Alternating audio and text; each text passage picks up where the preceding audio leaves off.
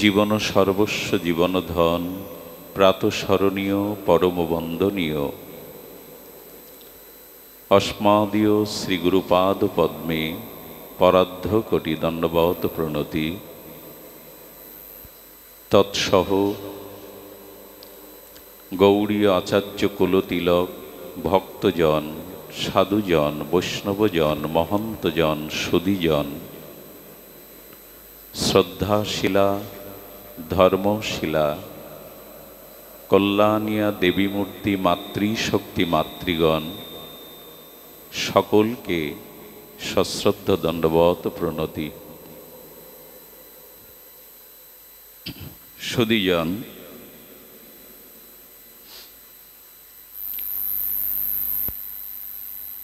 গোকুল ভ্রুবাত তদা বৈরাগ্যং স্বপতিজন সুখায় পতিগত।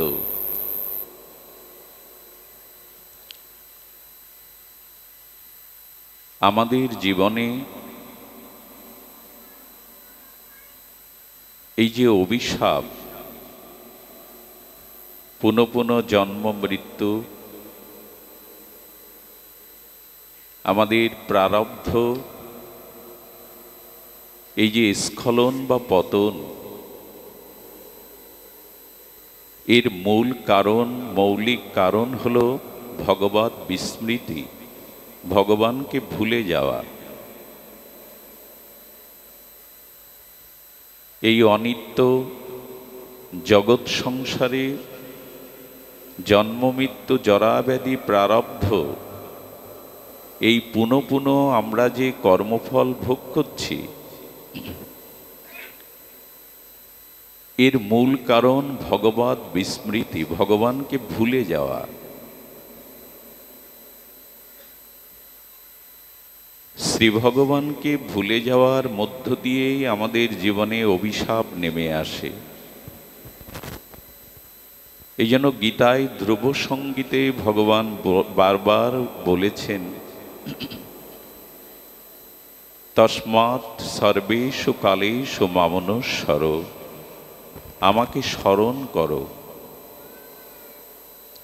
নিত্য নিরন্তর সচ্চিদানন্দ ঘন প্রেমময় লীলাময় আনন্দময় ভগবানকে স্মরণ করো। এই জন্য আমাদের আচার্যবর্য তারা জানিয়েছেন যে নববিধা ভক্তি, ভক্তরাজ প্রহ্লাদ মহারাজ ভাগবতে এই নববিধা ভক্তির উল্লেখ করেছেন। শ্রবণ, কীর্তন, স্মরণ, বন্দন, অর্চন, পাদসেবন, দর্শ, সখ্য, আত্মনিবেদন। বিশুদ্ধ প্রেম ভক্তি প্রাপ্তির এই 9টি সোপান, সিঁড়ি। এজন্য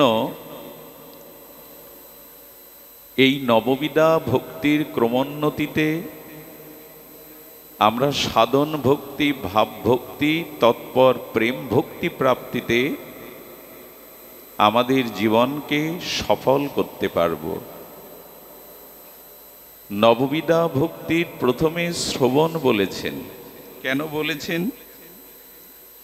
করতাল নাই না। প্রথমে শ্রবণ বলেছেন কেন? ধ্যান দিয়ে শুনুন।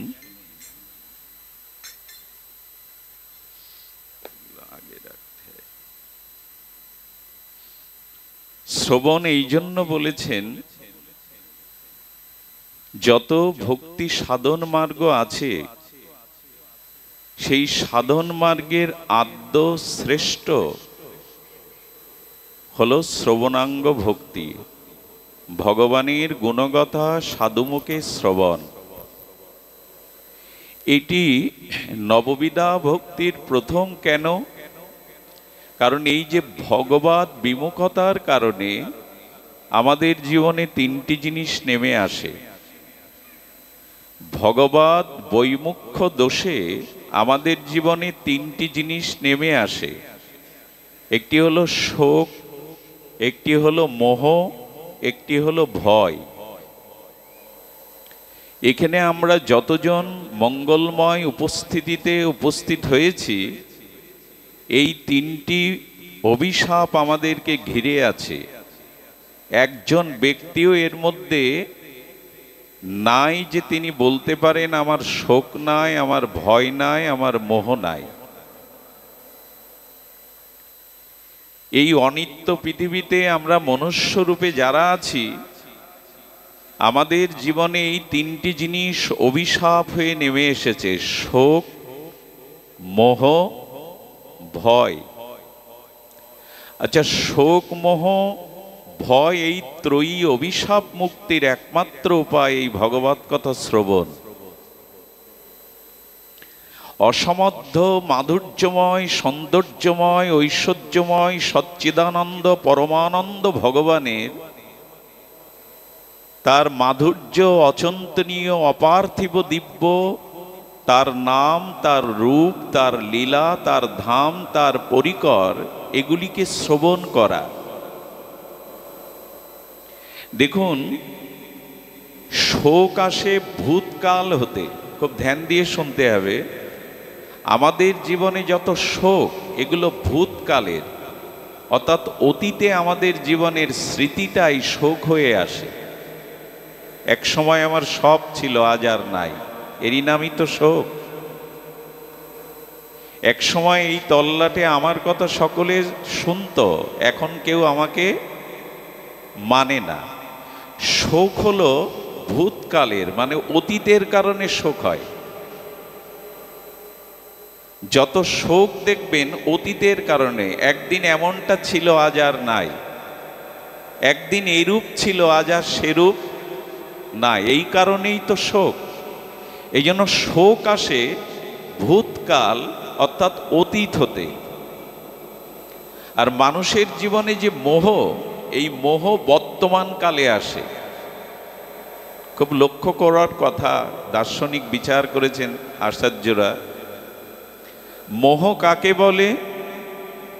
যে বস্তু আমার নয় তাকে আমার বলে মনে করা, পাওয়ার ইচ্ছা করাটার নামই হলো সহজ কথায় মোহ। মোহ কাকে বলে? যে বস্তু আমার নয় তাকে নিজের বলে অধিকার দাবি করা বা প্রাপ্তির জন্য চেষ্টা করা, তাকে বলে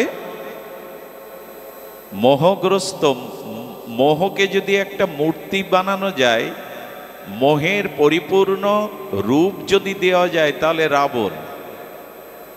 মন্দাদরীর মতো সতীসাধ্যী রমণীজার ঘরে তারও দৃষ্টি গেল মা জানকীর দিতে, জগৎলক্ষ্মী সীতার দিকে।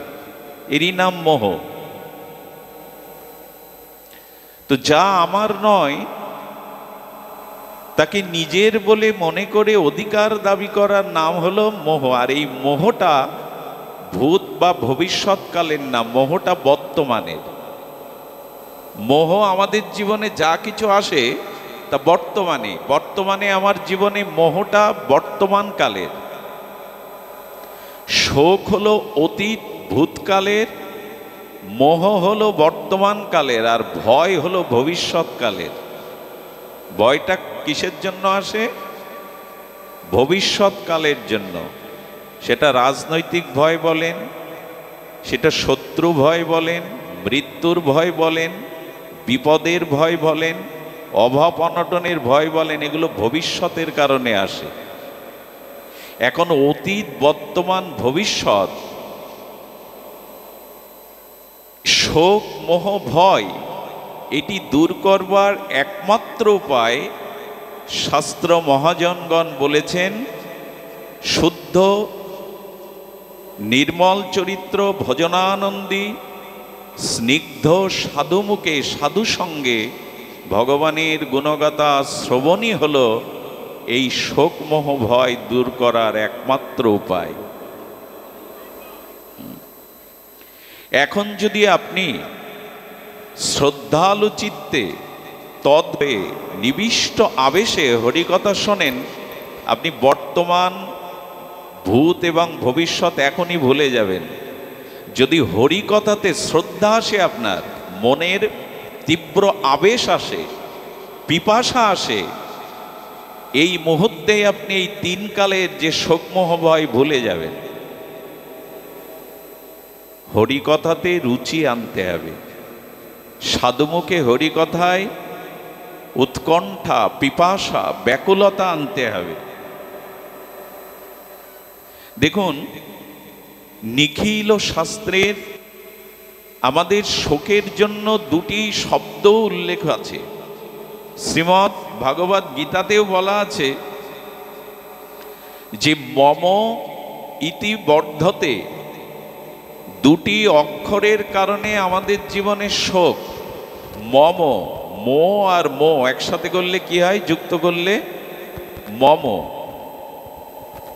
যখনই যে বস্তুতে আমার বুদ্ধি আসবে, স্ত্রী আমার, পুত্র আমার, সংসার আমার, এই যে মম আমার, এই আসক্তি হলো সমস্ত শোক মোহ ভয়ের কারণ। কিন্তু কোনো কিছুই তো আমার নয়। যখন ভাগবত শ্রবণের দ্বারা শাস্ত্রের অভিব্যক্তি আপনি তত্ত্বত জ্ঞাত হলেন, জানলেন, এ অনন্ত বিশ্বব্রহ্মাণ্ডের অণু পরমাণু চরাচর বিশ্বের যা কিছু সৃষ্টি সব ভগবানের, আমার বলে আমি দাবি করতে পারি না। এই জন্য বলছেন শোক আসে মমই শব্দ থেকে। যখনই যে বস্তু বলবেন আমার, তাতেই আপনার শোক মোহ ভয় আসবে। দৃষ্টান্ত দেওয়া যাক, যদি স্রোতস্বিনী নদীর তীরে সুরম্য অট্টালিকা বহু টাকা ব্যয় করে আর আপনি মনোমতো অট্টালিকা বা গৃহ নির্মাণ করেছেন, বহু অর্থ ব্যয়, কিন্তু কিছুদিন বাদে নদীর স্রোতের ভাঙন শুরু হলো। ভাঙনটা যত আপনার এই সুরম্য অট্টালিকা বাড়ির দিকে এগিয়ে আসছে, তখনই আপনার ঘুম আর নিদ্রা থাকে না। এত সুন্দর করে মনোমতো অর্থকড়ি ব্যয় করে বসবাসের জন্য গৃহ নির্মাণ করলাম, নদীগর্ভে বিলীন হয়ে যাবে। আপনার শোক এলো, মোহ এলো, ভয় এলো। আচ্ছা, কেউ যদি উপযুক্ত মূল্য দিয়ে বাড়িটা আপনার কাছে ক্রয় করে নেয়, যেদিন ক্রয় করলো তার 2 ঘন্টা পরে বাড়ি ভেঙে যদি নদীগর্ভে বিলীন হয়, আপনার চিন্তা হবে? হবে না। এই জন্য বাড়ির প্রতিটি ইট কণা হতে আমার শব্দটা আপনি তুলে নিয়েছেন। বাড়িটা বিক্রির সাথে সাথে বাড়িটা আমার, এই আমার শব্দটা, মম মানে আমার, এই শব্দটা তুলে নিয়েছেন। আর যে টাকাগুলি পেলেন, তখন চিন্তাটা টাকার মধ্যে এলো। কেউ দেখলো না তো, দস্যুরা এসে এটা নিয়ে যাবে না তো, চোর ডাকাত আসবে না তো, বাড়ির চিন্তাটা এলো কিসের মধ্যে?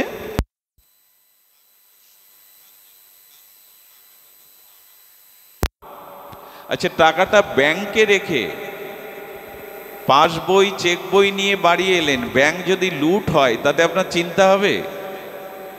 কারণ কি, টাকার থেকে আমার এই মমতাটা আপনি তুলে নিয়েছেন। তখন মমতাটা চলে এসেছে বইয়ের মধ্যে, চেক বইয়ের মধ্যে। এটা গুছিয়ে রাখতে হবে। যে বস্তুতে মম আমার আসক্তি, তার থেকেই আপনার ভয়, মোহ, শোক আসে। এখন জগতে ভগবান আমার, আমি ভগবানের, এছাড়া আমার কিছু নেই, এটাই হলো শাস্ত্রীয় কথা। কিন্তু মানতে রাজি নই আমরা ওই স্তরে পৌঁছাইনি। আমরা অন্ধকারে যেতে যেতে রঞ্জুকে সাপ ভেবেছি, দড়িকেই সাপ ভেবেছি। আলো নেই তো হাতে, আমাদের চেতনা নেই, বিবেক জাগ্রত নই। আমরা তত্ত্বকে জানতে পারিনি যে কোনো কিছুই আমার নয়। আমি গতদিন বলেছিলাম, আবেগে প্রিয়জনেরা কি বলে জানেন? আবেগে বলে, আমার শ্বাস প্রশ্বাস যতদিন, ততদিন আমি তোমায় ছেড়ে যাব না। এগুলো নাটকে মানায়, সিনেমায় মানায়, যাত্রায়, থিয়েটারে মানায়। শাস্ত্র বলছে এই কথা মানায় না। আচ্ছা, যতদিন আমার নিঃশ্বাস প্রশ্বাস ততদিন আমি তোমায় ছেড়ে যাব না, তুমি আমার। এখন প্রশ্ন হলো, নিঃশ্বাস প্রশ্বাসটা আপনার তো? আমরা যে 21,600 বার এই যে নিঃশ্বাস গ্রহণ করছি প্রত্যাহার করছি, এই শ্বাস প্রশ্বাস ক্রিয়া, এই যে নিঃশ্বাস প্রশ্বাস, এটি আমার নয়। আচ্ছা, কার মোবাইলটা সুইচ অফ করে দিন। আমার নয় এই কারণে, আচ্ছা আমরা তো অনেককেই ছুটি দেই, ছুটির দিনে আমরাও ছুটি নেই, বিশ্রাম অবসর নেই। আপনি পারবেন কোনো শুক্রবার ছুটির দিনে 1 ঘন্টা নিঃশ্বাসকে ছুটি দিতে?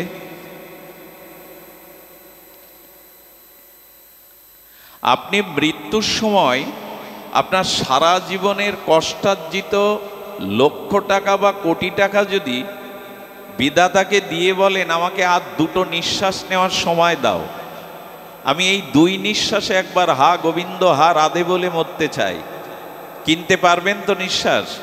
নিঃশ্বাস আপনার নয়, এই জন্য ও আপনার আদেশ নির্দেশ শুনবে না। আমরা বললাম ভালোবাসার কি মহিমা, যতদিন আমার শ্বাস প্রশ্বাস ততদিন আমি তোমার। ফেসে গেছি এই কথায়। এটাকে বলে মোহ, একেই বলে মায়া, যা আমার নয়। এবং নিঃশ্বাস প্রশ্বাস কতদিন আছে আপনি জানেন কি? আপনার নিঃশ্বাস, শেষ নিঃশ্বাস কবে পড়বে? আচ্ছা, যারা এত ভালোবাসার কথা বলে, আমি তোমার তুমি আমায়, তোমায় না দেখলে জীবন অন্ধকার, যারা বলে সংসারে, তারা যাওয়ার সময় কেউ বলে যায় তো যে আমি অমুক সময় চলে যাব তোমায় ছেড়ে? মহাপুরুষরা হয়তো পারে, কিন্তু আপনার আমার প্রিয়জনরা আজ পর্যন্ত এরকম জানিয়ে গেছে তো, তুমি আমার এত নিজজন, আমি জানিয়ে গেলাম অমুক দিন তোমায় ছেড়ে চলে যাব? বলে যায় কি? আচ্ছা, যদিও বলে যায় আমি অমুক সময় চলে যাব, কোথায় যাচ্ছি আমাকে খুঁজে পাবে, একথা বলে যায় তো? কত বড় মোহজালে ভেসে গেছি আমরা। যা আমার নয়, আমি তাকে আমার ভেবেছি, এরই নাম মোহ। এ সংসারের কোনো কিছুই প্রকৃত আমার নয়, তবে এদেরকে কি দুর্ব্যবহার করব? বলছেন না, সকল জীবের মধ্যে ভগবান আছেন। তোমার পিতা, তোমার মাতা, স্ত্রী পুত্র, তাদের দায় দায়িত্ব তোমার উপরে। তুমি নির্মম হয়ে, অর্থাৎ আসক্তি কাটিয়ে এদের প্রতি যথাযথ কর্তব্য করো, কিন্তু আমার এই মমতায় জড়াতে যেও না। কর্তব্য এক জিনিস আর আসক্তি আর এক জিনিস। এই জন্য গীতায় বলছেন, ভাগবতেও বলেছেন, দেবশ্রীবাদ নারদও বলেছেন, নির্মম ভবতি। নির্মম মানে নিষ্ঠুরতা না, নির্মম মানে মমতাটা ত্যাগ করে কর্তব্য পালন করো এদের প্রতি। তোমার দায় দায়িত্ব এদের প্রতি, কর্তব্য পালন করো, কিন্তু এরা কেউ তোমার নয়। এরা মৃত্যুর পরে কোথায় যায় আমাকে জানিয়ে যায় না। সুধীজন, এই জন্য শোক মোহ ভয় এটি দূর করবার জন্য শাস্ত্র বলেছেন, আপনি ভাগবত শ্রবণ করুন, তাতে মোহ যাবে। দেখুন, পরীক্ষিত মহারাজের আসন্ন মৃত্যু, কিন্তু ভাগবত শ্রবণ করুনই বলছেন, এখন আমি মৃত্যুকে ভয় পাই না। যদি বিপ্র অভিশাপে তক্ষক আমাকে দংশন করে, আমি সেই সর্পের মধ্যেই আপনার এই হরিকথা শুনে, হে ছিল গুরুদেব, হে পরমহংস কুলতিলক, আপনি যে হরিকথা তত্ত্ব অনুভূতির সহিত আমাকে শ্রবণ করালেন, এই হরিকথা শ্রবণের দ্বারা এখন মনে হচ্ছে সাপ আসলে ওই সাপের মধ্যে আমি ভগবানকে দেখব, আমাকে কে ভয় দেবে? এটা পরীক্ষিত মহারাজ বলছেন। এই জন্য মোহ দূর করার জন্য উচিত হবে হরিকথা শ্রবণ। আচ্ছা, শ্রবণ কি শ্রবণ করবেন? আজকে এখানে ভাগবত পাঠ হচ্ছে, তাই না? শ্রবণের মধ্যে সর্ব উত্তম শ্রবণ হলো ভাগবত শ্রবণ। দেখুন দিকে দিকে ভাগবত পাঠ হচ্ছে, দিকে দিকে এরকম চণ্ডী পাঠ বেদ পাঠ হয়তো কেউ আসার সময় কি একথা বলেন বেদ পাঠ শুনতে যাচ্ছি? হ্যাঁ, চণ্ডী পাঠ বেদ পাঠ এগুলি আমাদের নিত্য কর্তব্য। বেদই আমাদের ধর্মের মূল আশ্রয়, আধার। বেদই ধর্মের মূল। কিন্তু বেদ পাঠ, চণ্ডী পাঠ এর সাথে আমাদের খুব বেশি পরিচয় নেই। আমাদের পরিচয় আছে ভাগবত পাঠে যাচ্ছে। দিকে দিকে বিশ্বব্যাপী ভাগবত কেন? কারণ এই বেদাদি নিখিল শাস্ত্রের সারাৎসার হলো ভাগবত, সর্ববেদান্ত সার ভাগবত। বেদ উপনিষদ শ্রুতি স্মৃতি পুরাণাদির সারাৎসার হলো অমল পুরাণ শ্রীমদ্ ভাগবত। এই ভাগবত শ্রবণ করতে হবে। আচ্ছা, ভাগবতের অক্ষর কয়টি? ভাগবতের অক্ষর কয়টি? ভা গ ব ত। ভাগবত চারটি, ভয়াকার, গ, ব এবং ত। আচার্যরা বলেছেন এই চার অক্ষরের ভাগবত শব্দের মধ্যে, ভাগবত নামের মধ্যে কি মহিমা আছে শুনুন। ভাতে ভাগীরথী, ভাগীরথী মানে গঙ্গা। ভয়াকারে ভাতে কি বলা হলো? ভাগীরথী, গঙ্গা। গঙ্গার কি কাজ? গঙ্গার মহিমা কি? গঙ্গার তত্ত্ব কি? গঙ্গা এসেছিল শ্রীহরির চরণশ্চ্যুতা হয়ে। শ্রীহরির চরণামৃত চরণশ্চ্যুতা সদ্য পাতক নাশিনী স্রোতসিনী গঙ্গা। আচ্ছা, গঙ্গা স্পর্শনে, গঙ্গা দর্শনে, গঙ্গার স্তুতি বন্দনে চিত্ত নির্মল হয়, জীব পাপ মুক্ত হয়। কিন্তু এখানে বসে গঙ্গা পাবেন আপনি? বাংলাদেশে গঙ্গা পাবেন? ইংল্যান্ডে গিয়ে গঙ্গা পাবেন?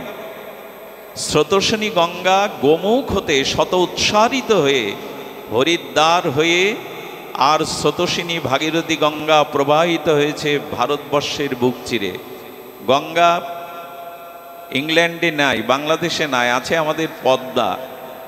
কিন্তু এই গঙ্গায় আমি চাইলে এখন দর্শন বা স্পর্শন স্নান করতে পারবো না। কিন্তু ভয়াকাতে ভাগীরথী গঙ্গা হলো ভাগবত। গঙ্গা হরির চরণশ্চ্যুতা হলেও, পাতক সদ্য নাশনী হলেও, যারা ভাগবত শ্রবণে স্নান করতে আসেন তাদের গঙ্গা স্নানের থেকে কোটি কোটি গুণ ফল লাভ হয়। কেন লাভ হয়? হরিবল, শুধু হরিবল না, শুনুন। আমি গঙ্গার কাছে এখন যেতে পারছি না এখান থেকে, আর গঙ্গাও আমার বাড়ির নিকটে এখন এখানে আসবে না। কিন্তু ভাগবত গঙ্গা উপর দিয়ে নিচে দিয়ে সারা দেশে সারা নগরে এই ভাগবত স্রোতস্বিনী ভক্তি প্রবাহ গঙ্গা সবখানে যেতে পারে। এই জন্য গঙ্গার থেকে ভাগবত গঙ্গার মহিমা অধিক উচ্চস্তর। গঙ্গা যেখানে এসেছে প্রতিটি নগরে প্রান্তে গৃহে পৃথিবীর সবখানে।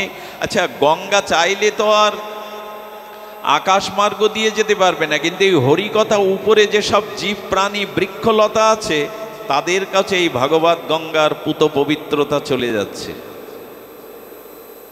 এই জন্য আচ্ছা, গঙ্গা স্নান করলে পাপ দূর হয়, কিন্তু পাপ করার প্রবৃত্তি দূর হয় তো? গঙ্গায় স্নান করলাম, পাপ দূর হলো, শাস্ত্রে আছে গঙ্গার এই মহামহিমা, কিন্তু আর পাপ করার ইচ্ছা থাকবে না, এমনটা হয় কি? গঙ্গা স্নান করে এসেই তো আবার পাপে লিপ্ত হই। কিন্তু ভাগবত গঙ্গা, অর্থাৎ গঙ্গার যেমন নির্মল স্রোত আসে এই ভগবানের নামরূপ লীলা কথার ভাগবতী গঙ্গায় যদি একবার কেউ ডুব দিতে পারে, তার পাপ করার প্রবৃত্তি পর্যন্ত নষ্ট হয়ে যায়, পাপ করার প্রবৃত্তিও তার হৃদয়ে থাকে না। এখানে নারী পুরুষ একসাথে বসেছেন, এখন কারো পাপের চিন্তা বিকারের চিন্তা মনে আসার সম্ভাবনা নাই। পাপ করার প্রবৃত্তিটাও ধ্বংস করে দেয় এই ভাগবত গঙ্গা।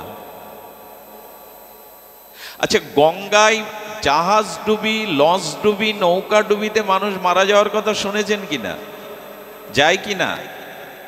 তো গঙ্গায় যদি নৌকা ডুবি, জাহাজ ডুবিতে মানুষ ডুবে গিয়ে মারা যায়, আর এই ভাগবত গঙ্গায় কেউ যদি একবার পড়ে ডুব দেয়, সে মারা যায় না, ভগবত চরণ পেয়ে উদ্ধার হয়ে যায়। এই হলো ভাগবতী গঙ্গার মহিমা।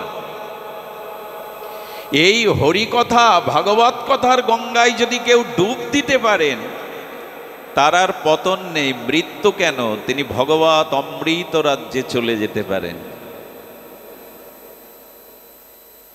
এখানে গঙ্গাকে ছোট করা হচ্ছে না, কিন্তু গঙ্গার থেকে কোটিগুণ মহিমা এই পূত ও পবিত্র ভক্তিময় ভাগবত গঙ্গা।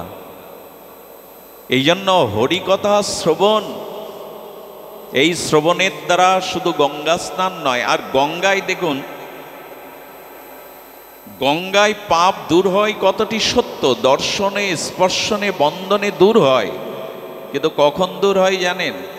গঙ্গায় স্নান করার সাথে সাথে যদি প্রতিজ্ঞা করেন যে জীবনের যত অন্যায় পাপকর্ম আজই আমি জলাঞ্জলি দিলাম, আর পুনরায় কোনো পাপকর্মে প্রবৃত্তি হব না, এই শুভ দৃঢ় সংকল্প নিয়ে যদি গঙ্গা স্নান করতে পারেন, তখনই পাপ দূর হবে। কিন্তু গঙ্গা স্নান সংকল্প করে যদি পুনরায় পাপ করেন, তাহলে যে পাপটা রেখে এসেছিলেন ওই পাপ আবার জুড়ে যাবে আপনার জীবনের সাথে। এই জন্য কলিতে গঙ্গা স্নানের মহিমা আছে, কিন্তু আমরা আবার পাপ করে বসি। আচ্ছা, গঙ্গা স্নানটা কেমন? একবার লক্ষ লক্ষ নরনারী পুণ্যার্থীরা গঙ্গা স্নানে ভিড় করেছে। কৈলাস থেকে মাতা পার্বতী, জগৎমাতা পার্বতী ভগবান শিবকে বলছেন, প্রভু, তবে এই লক্ষ লক্ষ লোক গঙ্গায় অবগাহন করলে তো এদের সব পাপ দূর হবে, এরা উদ্ধার হয়ে যাবে। ভগবান শঙ্কর এসে বললেন, এই লক্ষ লক্ষের মধ্যে এক দুইজন কেবল গঙ্গা স্নানের ফল পাবে। বলে, স্নান করবে সবাই, ফল পাবে এক দুজন কেন? তো বললেন, দেখো, জীবনের সমস্ত পাপ যদি পরিত্যাগ করার সংকল্প নিয়ে কেউ গঙ্গা স্নান করে, যে এই গঙ্গায় ডুব দিলাম, আর আমার জীবনে পাপ নেই, আমি নিষ্পাপ হলাম, আর পাপ পুনরায় প্রবৃত্ত হব না, এই দৃঢ় সংকল্প করে গঙ্গা স্নানে ডুব দিয়ে লক্ষের মধ্যে দুই একজন এই গঙ্গা স্নানের ফল পাবে। বলে, আমি একটু দেখতে চাই। ভগবান শঙ্কর অসুস্থ রোগী সেজে আর মাতা পার্বতী তার সহধর্মিণী সেজে গঙ্গা স্নানের ঘাটের মূল দ্বারে বসেছে। সকাল থেকে লক্ষ লক্ষ লোক ভিড় করে বলছেন, এখানে বসেছে কেন, সরে যাও। বলে, আমার স্বামী অসুস্থ, আমি তুলতে পারছি না, তোমরা একটু ধরে তুলে দাও। যেই ধরে তুলতে যায়, পার্বতী বলেন, সেই আমার স্বামীকে স্পর্শ করবেন যার জীবনে কোনো পাপ নেই। যদি পাপ থাকে তোকে স্পর্শ করলে আপনি মারা যাবেন। কেউ আর ছই। সন্ধ্যা নেমে এসছে, পার্বতী বলছেন, প্রভু, আমার দেখা হয়ে গেছে কারা গঙ্গা স্নান করে এসে বলছেন যে পাপ থাকলে স্পর্শ করলে মারা যাবে। আরে একজন মাতাল, মদ খায়, সে গঙ্গায় ডুব দিয়ে এসে দুলতে দুলতে বলছে, সরে যাও। বলেন, বাবা, আমার অসুস্থ স্বামী, আমি নিজে সরাতে পারছি না, তুমি সরিয়ে দাও, তবে ছুতে গেলে কিন্তু তোমার জীবনে যদি পাপ থাকে তবে তুমি মারা যাবে। তখন হাসছে, এসে বললেন, তোমার চোখ কি অন্ধ? দেখনি আমি গঙ্গা স্নান করে এলাম, মানে আমার পাপ নেই? এটা কি তুমি দেখনি? চোখ খোলা ছিল না যে আমি এই মুহূর্তে গঙ্গায় ডুব দিয়ে এলাম, আমার আর পাপ নেই, আমি তোমার স্বামীকে ছুতে পারবো। এই দৃঢ় বিশ্বাসে যখন সরিয়ে দিতে গেছেন, ভগবান শঙ্কর প্রকট হয়ে গেলেন, বললেন, পার্বতী, এই লক্ষ্যের মধ্যে এই ব্যক্তি গঙ্গা স্নানের ফল পেল। আমরা ডুব দেই আর উঠেই আবার। এই জন্য গঙ্গা স্নানের ফল সবাই আমরা পাই না, কিন্তু ভাগবত গঙ্গায় যদি কেউ আসতে পারেন, তাহলে কি হবে? এইখানে ডুব দিতে পারলে পাপের প্রবৃত্তি পর্যন্ত নষ্ট হয়ে যাবে। এটি হয়, ভাগবত শ্রবণে এটি হয়েছে। চোখের সামনেই ক্ষুদ্র অভিজ্ঞতায় দেখেছি, কত মানুষকে এর পরিবর্তন হতে, দিব্য জীবন, দিব্য চরিত্র পেতে এটি ভাগবতেই হয়। দ্বিতীয় অক্ষর কি? দ্বিতীয় অক্ষর কি মা? গ। গতে আচার্যরা বলেছেন গগন। গগন মানে? গগন মানে গগন সাদৃশ আকাশ। আকাশ যেমন অনন্ত, বিভু। আচ্ছা, আপনি পাহাড়ে যদি বসে থাকেন মাথার উপরে আকাশ পাবেন কিনা? পাহাড়ের উপরেও আকাশ আছে, আকাশ সর্বখানে আছে। আপনি ঘরের মধ্যেও যদি বসে থাকেন আপনার মাথার উপরে আকাশ আছে। গৃহে, বনে, পর্বতে যেখানেই বসুন আকাশ ছাড়া আমরা নাই। তেমনি আকাশ হলো বিভু, আকাশ হলো ব্যাপক, আকাশ হলো অনন্ত, তার অন্ত নেই। তেমনি ভাগবত হলেন কোটি কোটি গগন সদৃশ অনন্ত অনন্ত মহা অনন্ত, যার ছায়ায় এলে হৃদয় অনেক বড় হয়, বিস্তার হয়।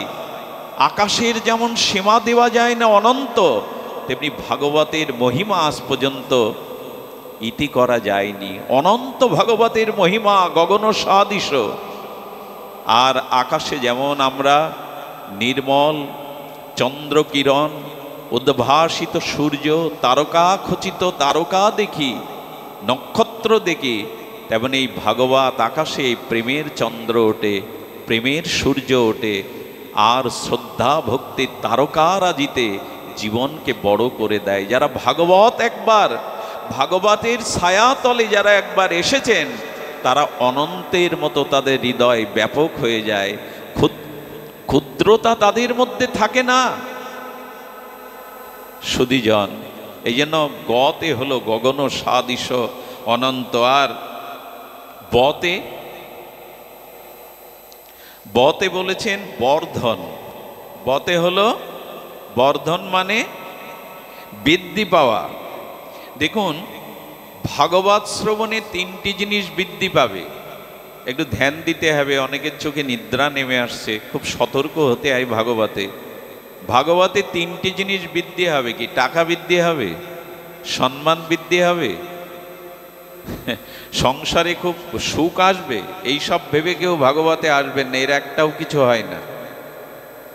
আমাদের কিছু মানুষের ধারণা আছে নির্জলা একাদশী করলে, গীতা ভাগবত নিত্য পাঠ করলে, হরিনাম করলে দুঃখ, জরা, ব্যাধি, মৃত্যু এগুলো। আমার কাছে এক ব্যক্তি নিয়মিত গীতা পাঠ করতেন, ভাগবত পাঠ করতেন এবং তিনি নির্জলা একাদশী ব্রত করতেন, কিন্তু তার বয়স্ক সন্তান মারা গেল।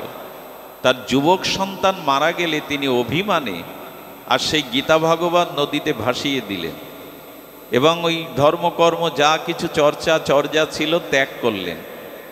শ্রী গুরুদেবের কাছে গিয়ে তিনি প্রণাম করে বললেন, বাবা, আমার পুত্র মারা গেল, আমি নিত্য গীতা পাঠ করি, তিলকমালা নেই। বাবা তখন হাসছেন।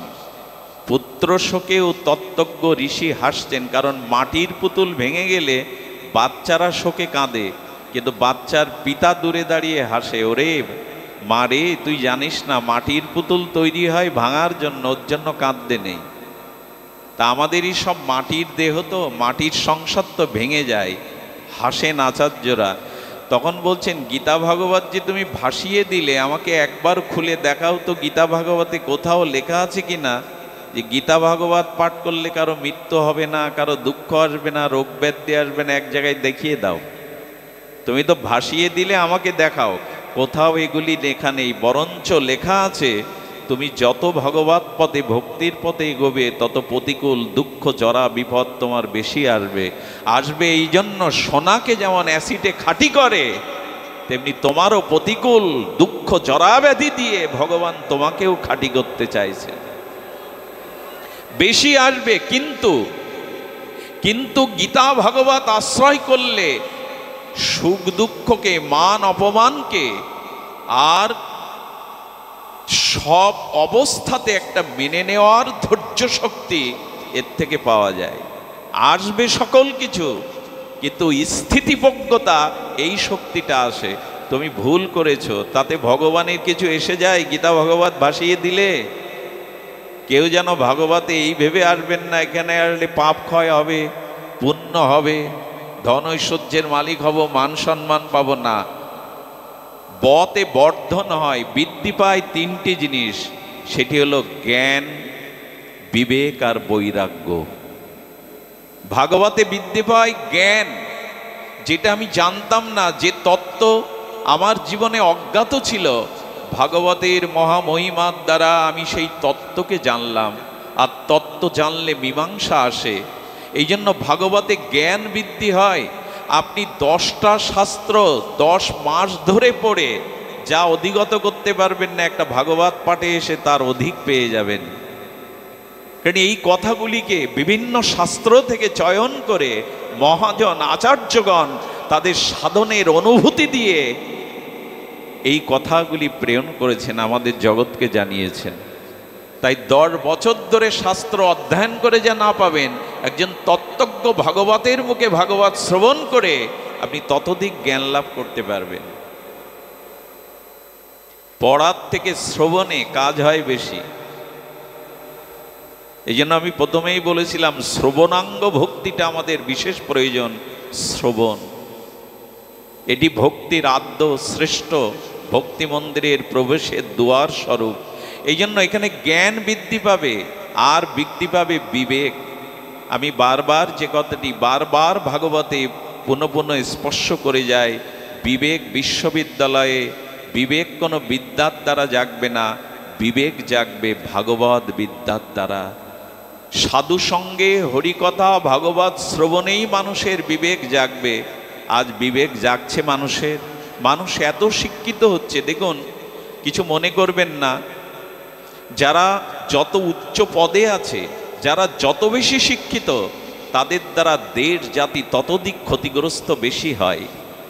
কোনো সাধারণ গ্রামের সরল কৃষক, কোনো মূর্খ সাধারণ গ্রামের কোনো সাধারণ মানুষের দ্বারা দেশ জাতি ততোধিক ক্ষতিগ্রস্ত হয় না, যতটা উচ্চ শিক্ষিত উচ্চ পদে থাকা।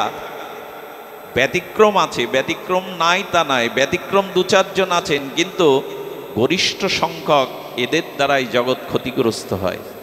অ্যাটম বম মূর্খরা বানিয়েছে। এই যে অ্যাটম বমগুলো কারা বানিয়েছে? মারণাস্ত্র। একটা দেশের 80 বা 60 বা 70% একটা দেশের অর্থ আজ অস্ত্রের জন্য ব্যয় করা হয়। সেখানে কি মানুষের অভাব যাবে? বিদ্যা শিক্ষা সুচিকিৎসা কি করে হবে? যদি একটা দেশের অর্থটা 60%, 70% অস্ত্র তৈরির জন্য যায় কিনতে, মানুষের কল্যাণ করবেন কোথায় আপনি?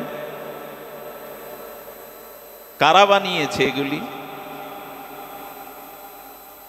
যদি বলেন এগুলি দরকার আত্মরক্ষার জন্য, এগুলি এত দরকার না। দরকার বিবেক, দরকার মানবতা। এইগুলি আজ পৃথিবীকে প্রশ্নের সম্মুখীন করেছে। 3য় বিশ্বযুদ্ধ আর হবেটা কি?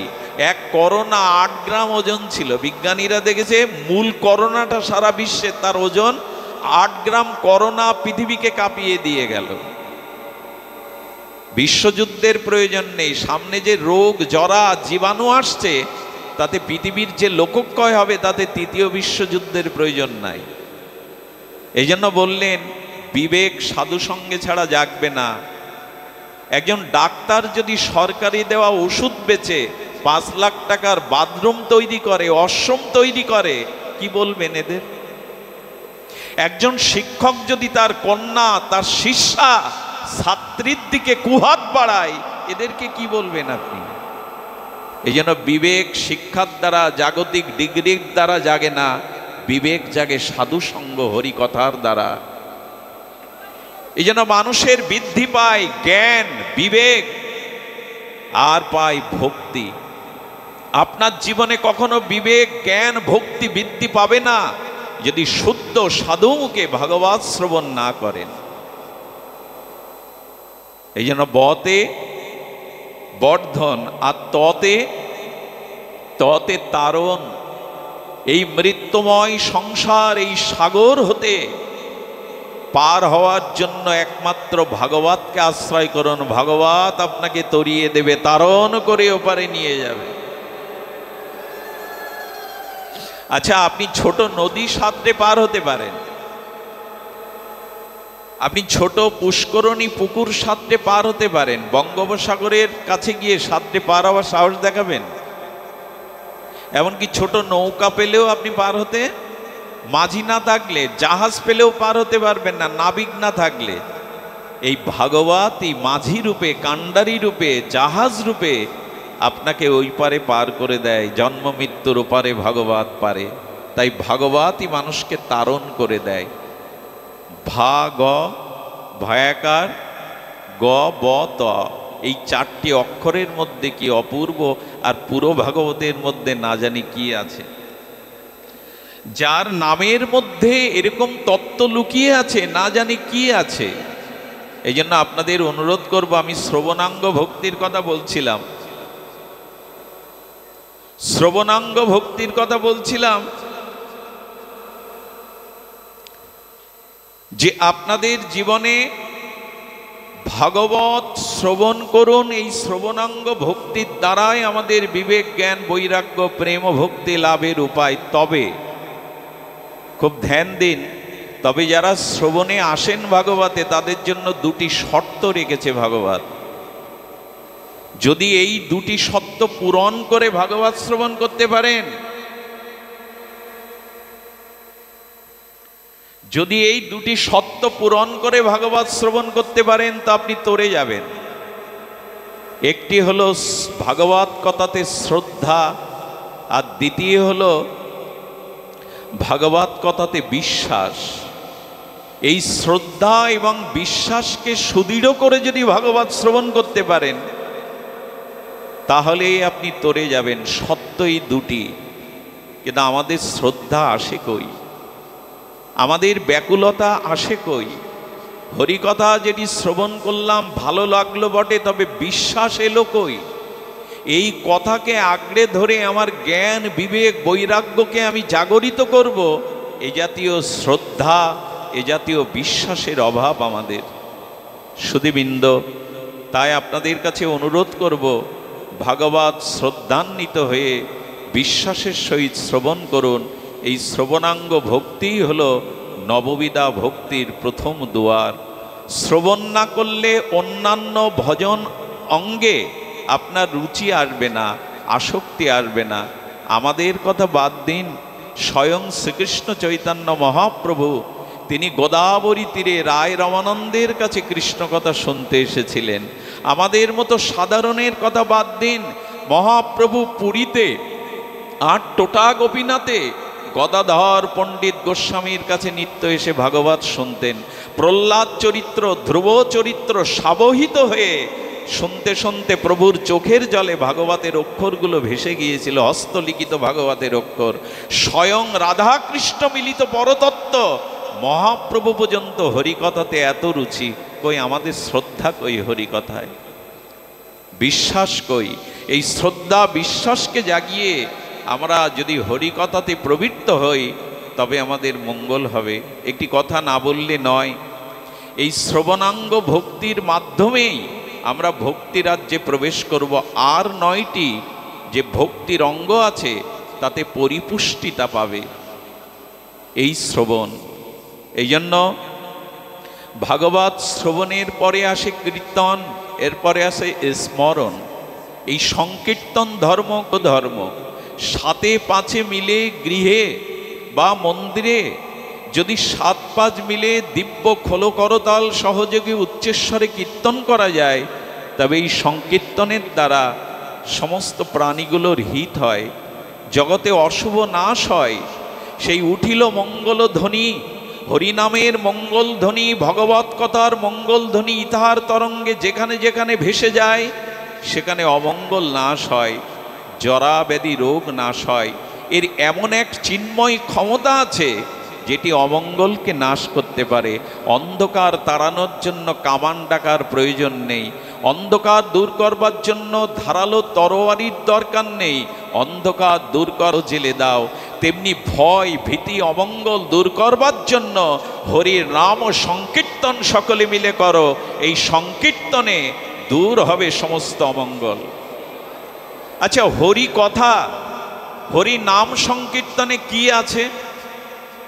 দেখুন, হরি শব্দের মধ্যেই বহু অর্থের মধ্যে মুখ্য দুটি অর্থ নিয়েছেন আমাদের চৈতন্য চরিতামৃতকার। হরি নামের মধ্যে বা হরি শব্দের মধ্যে বহু অর্থের মুখ্য দুই অর্থ। সর্ব অমঙ্গল হরে, প্রেম দিয়ে হরে মন। হরি নামের বহুত অর্থ দুই মুখ্যতম, সর্ব অমঙ্গল হরে, প্রেম দিয়ে হরে মন। আহা, স্বল্প কথার মধ্যে কত তত্ত্ব বুঝিয়ে গেছেন। হরি নামে কি হয় না, সমস্ত অমঙ্গল নাশ হয় এবং আমার মন প্রেম দিয়ে গোবিন্দ হরণ করে নেন, রাধারানী হরণ করে নেন প্রেম দিয়ে আমার মন।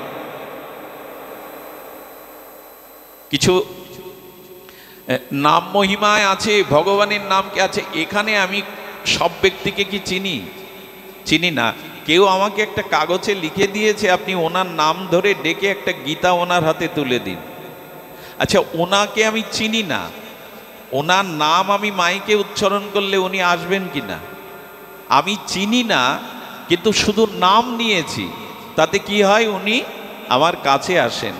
তেমনি শাস্ত্র বলছেন, আমি ভগবানের তত্ত্ব জানি আর না জানি, তার নাম নিলেই তিনি চলে আসবেন আমার কাছে। আরে জগতে কোনো ব্যক্তির নাম ধরে ডাকলে চিনি আর না চিনি, তিনিই তো এখানে এসে উপস্থিত হবেন।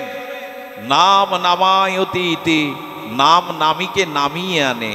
তাই শ্রদ্ধা বরে সাথে পাছে মিলে যখন হরিনাম করেন, হরি শব্দের বহুত অর্থ দুই মুখ্যতম, সর্ব অমঙ্গল হরে, প্রেম দিয়ে হরে মন। আমাদের জীবনের যা কিছু অমঙ্গল দূরীভূত হয়ে ভগবান প্রেম দিয়ে আমার মনকে হরণ করে তার চরণে নিয়ে যান। এই হলো হরি নামের মুখ্য।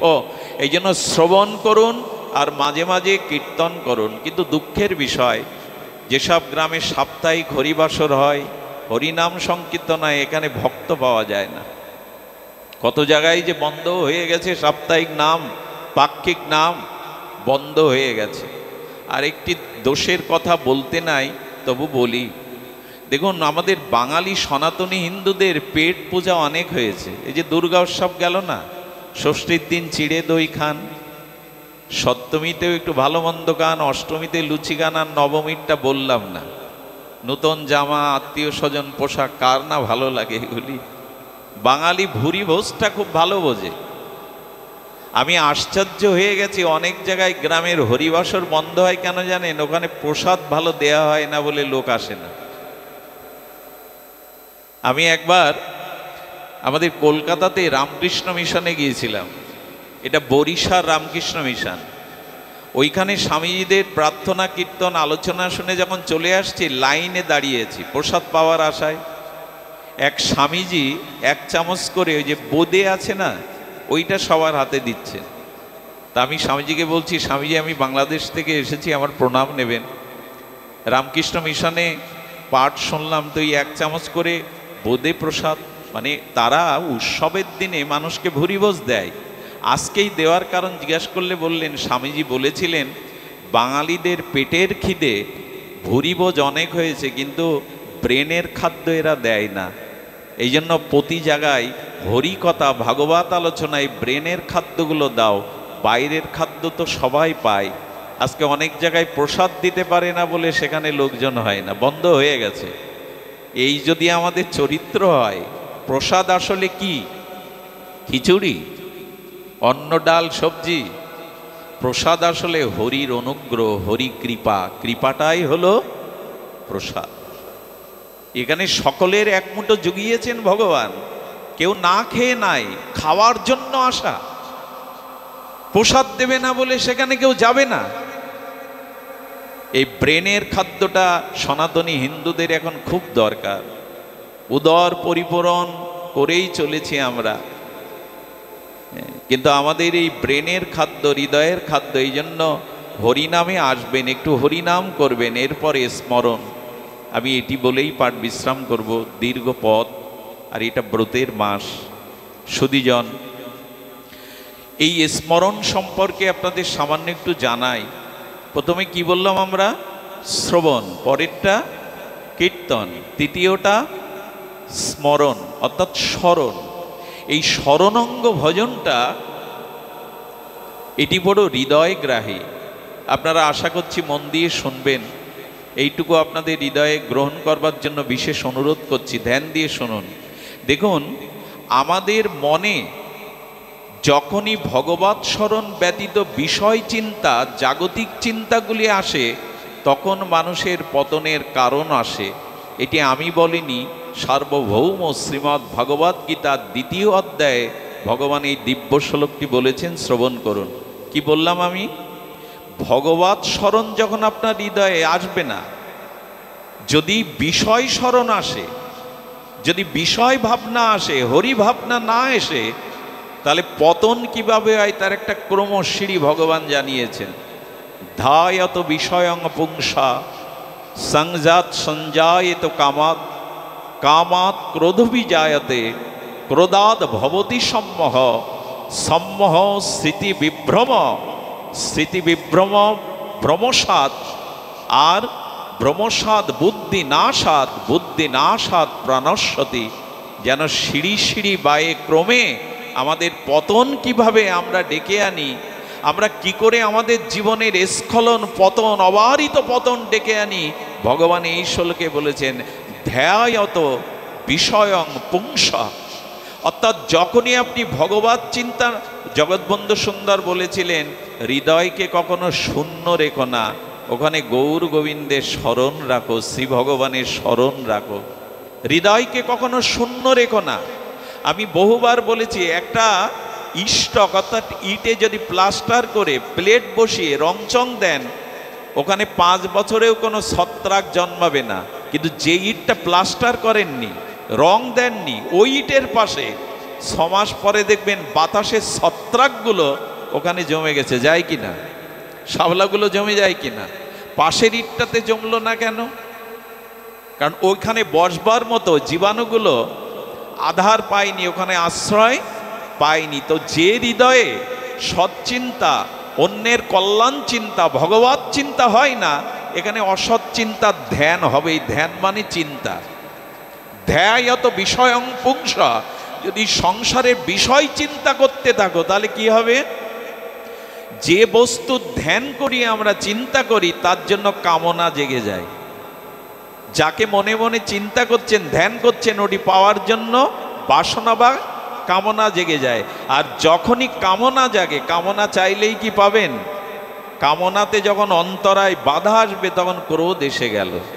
আর যখন মানুষ ক্রোধ এসে গেল তখন কি হলো? তার সম্মোহ এসে গেল। যখনই সম্মোহ এসে গেল তখন তার স্মৃতি ভ্রমসাৎ হয়ে গেল। আর যখন তার স্মৃতিশক্তি ভ্রমসাৎ হয়ে গেল তখন বুদ্ধি নাশ হলো। আর যার বুদ্ধি নাশ তার সর্বনাশ বা পতন হয়ে গেল। এর মূলে কি?